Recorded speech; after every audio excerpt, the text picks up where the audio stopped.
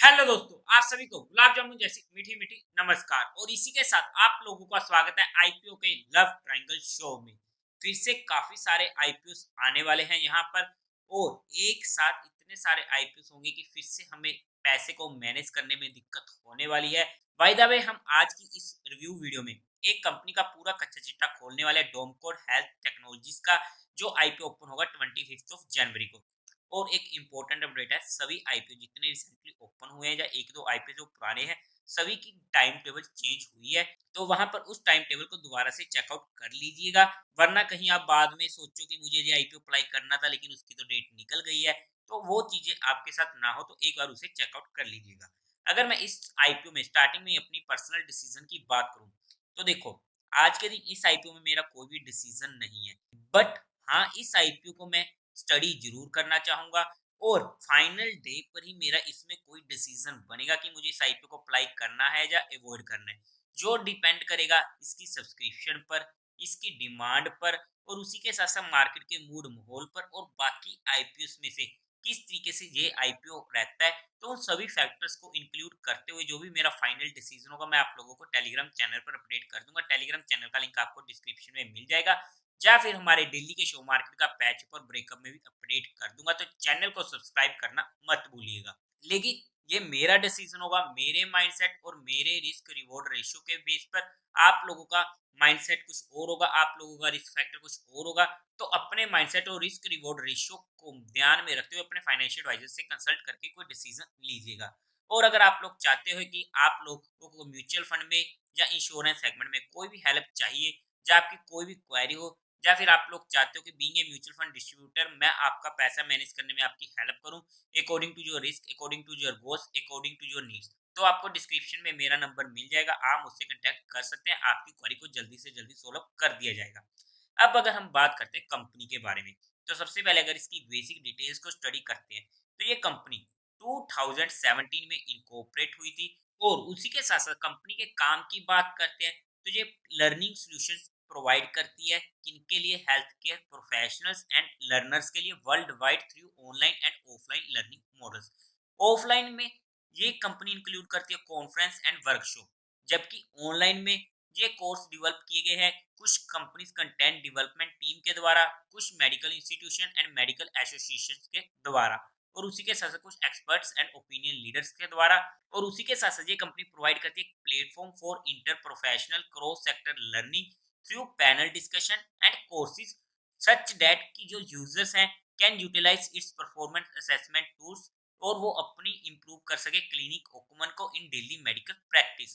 Company offer करती है 87 certificate programmes और is affiliated with over 35 medical association and university around the world. अगर हम इनकी सर्विसेज की बात करते हैं, तो उनमें कुछ आ जाते हैं doc mode learn, doc mode sure, doc mode no, doc mode care, doc mode show, जो पहले जाना जाता था स्टोर के नाम से। और एज ऑफ 31 दिसंबर 2023 कंपनी के पास 66 एम्प्लॉयज होने वाले हैं। काम की बात करते हैं, तो एक अच्छा काम होने वाला है, हाईली कम्पिटिटिव काम होने वाला है। इस पॉइंट को भी हमें ध्यान में रखना पड़ेगा। अगर हम बात करते हैं कंपनी के टेंटेटिव टाइम टेबल की, तो ये आईपीओ ओपन होगा 25 जनवरी को, क्लोज होगा 30 जनवरी को, अलॉटमेंट होगी 31 जनवरी को। 1 फेब से आपको रिफंड मिलने शुरू हो जाएंगे, आपके अकाउंट में क्रेडिट हो जाएंगे शेयर 1 फेब को। लिस्टिंग डेट होने वाली है इसकी टेंटेटिव 2 फेब की। कुछ अदर डिटेल्स की बात करें, तो 10 रुपीज पर शेयर की फेस वैल्यू रहने वाली है, 79 रुपीज पर शेयर का प्राइस होने वाला है, 1600 शेयर का एक लॉट रहने वाला है।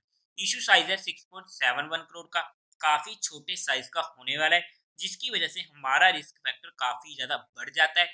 बट अगर रिस्क बढ़ता है तो रिवॉर्ड भी बढ़ता है, तो इस पॉइंट को भी हमें ध्यान में रखना पड़ेगा। सारा का सारा होने वाला है फ्रेश इशू, एनएससी के एसएमई पर ये आईपीओ लिस्ट होने वाला है। अगर हम कोटा की बात करते, तो रिटेल कैटेगरी का 50% का, और एचएनई कैटेगरी में 50% का।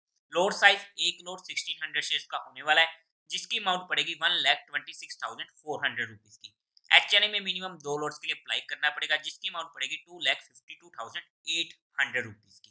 अब अगर हम इसके प्रमोटर्स की बात कर लेते हैं, तो वहां पर पोल्सन पोल एंड हंस एल्बर्ट लुइस कंपनी के प्रमोटर्स होने वाले हैं। प्री इशू होल्डिंग थी 65% की करीब की, पोस्ट इशू रह जाएगी 47.44% की। मेजोरिटी नहीं रहेगी, जो इस कंपनी के लिए एक नेगेटिव पॉइंट हो जाता है।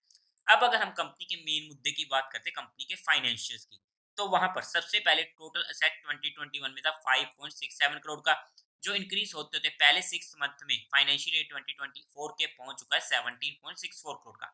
अच्छी ग्रोइंग रेट है।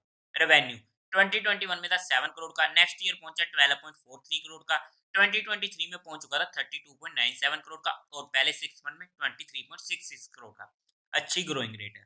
प्रॉफिट आफ्टर टैक्स की बात करते हैं तो 2021 में था 55 लाख का प्रॉफिट, नेक्स्ट ईयर 92 लाख का प्रॉफिट, 2023 में 1.94 करोड़ का प्रॉफिट, और पहले 6 मंथ में 1.36 करोड़ का प्रॉफिट। ग्रोइंग रेट अच्छी है, बट दिक्कत जो अगर हम आप लोग देखोगे तो प्रॉफिट मार्जिन में जो लगातार इसके डिक्लाइन हो रहा है, जिस तरीके से रेवेन्यू बढ़ रहा है उस तरीके से हमें वहां पर प्रॉफिट बढ़ते हुए देखने को नहीं मिल रहा है, जो इस कंपनी के लिए एक नेगेटिव पॉइंट हो जाता है। नेटवर्थ की बात करते हैं तो 4.83 करोड़ का, रिजर्व एंड सरप्लस में 2.5 करोड़ का, टोटल बोरिंग्स 8.11 करोड़ की, जो 1 करोड़ से पहुंच चुकी है, काफी ज्यादा इंक्रीज हो चुका है, जो फिर से एक नेगेटिव पॉइंट आ जाता है, क्योंकि कंपनी के ऊपर डेट टू इक्विटी रेशियो काफी ज्यादा होने वाला है। अगर हम ओवरऑल में फाइनेंशियल्स की बात करते हैं इंक्लूडिंग ऑल थिंग्स, तो वहां पर इस कंपनी के फाइनेंशियल इतने अच्छे नहीं बोलूंगा मैं, बट हाँ okay okay to slightly positive मैं बोल सकता हूँ मेरी स्टडी के अकॉर्डिंग। अब अगर हम बात करते हैं कंपनी के ऑब्जेक्टिव की कि आखिरकार ये कंपनी आ ही क्यों रही है, तो वहां पर इनको परचेज करना है IT infrastructure and operating system को, इंक्रीमेंटल वर्किंग कैपिटल की रिक्वायरमेंट है एंड जनरल कॉर्पोरेट पर्पस। अब अगर हम कंपनी के फंडामेंटल्स की बात कर लेते हैं, तो वहां पर इसकी मार्केट कैपिटलाइजेशन होने वाली 24.83 करोड़ की, ईपीएस होगा pre IPO 8.5, post IPO 8.66, P 9.3 का प्री आईपीओ और पोस्ट आईपीओ 9.13 का। रिटर्न ऑन इक्विटी इसकी निकलती है 80% की, जो काफी अच्छी है। रिटर्न ऑन कैपिटल एम्प्लॉयमेंट 22.46% की अच्छी है। डेट टू इक्विटी रेशियो 2.44 का, जो एक बार के लिए हमारे लिए मेजर नेगेटिव पॉइंट होने वाला है। रिटर्न ऑन नेटवर्क 56.06% की, काफी अच्छी है। प्राइस टू बुक वैल्यू 4.85 की, जहां पर ईपीएस हमें ठीक ठाक देखने को मिल रही है। तो ओवरऑल अगर मैं फंडामेंटल की बात करूं, क्योंकि यहाँ पर हमें डेट टू इक्विटी रेशियो काफी ज्यादा देखने को मिल रही है और ईपीएस ओके ओके है, बट फंडामेंटल में return on equity, return on capital employment, return on net worth काफी अच्छे हमें देखने को मिल रहे हैं। तो हम okay okay to slightly positive इसके फंडामेंटल्स बोल सकते हैं। अगर हम इस कंपनी की वैल्यूएशन की बात करते हैं, तो वहां पर अगर हम 2024 फाइनेंशियल ईयर के अकॉर्डिंग देखते हैं, तो कंपनी ऐसी वैल्यूएशन डिमांड कर रही है कि कंपनी ने ऐसा नहीं बोला कि मुझे तो पूरी की पूरी वैल्यूएशन चाहिए, और जहां पर जिस ठीक ठाक वैल्यूएशन पर आ रहा है, इतना ज्यादा सस्ता नहीं आ रहा है बट महंगा भी नहीं आ रहा है, इस पॉइंट को हमें ध्यान में रखना पड़ेगा। और जहां पर कंपनी ने हमारे लिए एक लिस्टिंग का स्कोप छोड़ा है, अगर मार्केट का मूड मोल काफी सुधर जाता है, तो वहां पर हमें एक अच्छा आईपीओ देखने को मिल सकता है एज ए स्टडी पर्पज। अगर हम इस आईपीओ की जीएमपी की बात करते हैं आज के टाइम पर, तो आज के टाइम पर इसका कुछ भी जीएमपी हमें देखने को नहीं मिल रहा है, बट उम्मीद है कि आने वाले टाइम में हमें यहाँ पर एक अच्छा जीएमपी भी देखने को मिल जाएगा। बट हमने यहाँ पर सिर्फ कंपनी को एजुकेशन पर्पज डिस्कस करने की कोशिश करी है। जो भी मेरा फाइनल डिसीजन होगा वो मैं आप लोगों को टेलीग्राम चैनल पर अपडेट कर दूंगा कि किस तरीके से इसकी सब्सक्रिप्शन आती है, किस तरीके से मार्केट का मूड मोड़ रहता है, किस तरीके से इसकी डिमांड जाती है, किस तरीके से बाकी आईपीओ के रिलेटेड ये कैसा आईपीओ होने वाला है। तो उस सभी फैक्टर्स को इंक्लूड करते हुए जो भी मेरा फाइनल डिसीजन होगा वो मैं आप लोगों को अपडेट कर दूंगा। तो चैनल को सब्सक्राइब करना मत भूलिएगा, और साथ ही साथ कोई भी एक्शन बनाने से पहले एक बार अपने फाइनेंशियल एडवाइजर से कंसल्ट करके ही कोई फाइनल एक्शन बनाइएगा। तो देवी और सज्जनों, उम्मीद है आप लोगों को ये वीडियो अच्छी लगी होगी, तो इस वीडियो को लाइक कीजिएगा, शेयर कीजिएगा और साथ ही साथ चैनल को सब्सक्राइब करें। हर हर महादेव।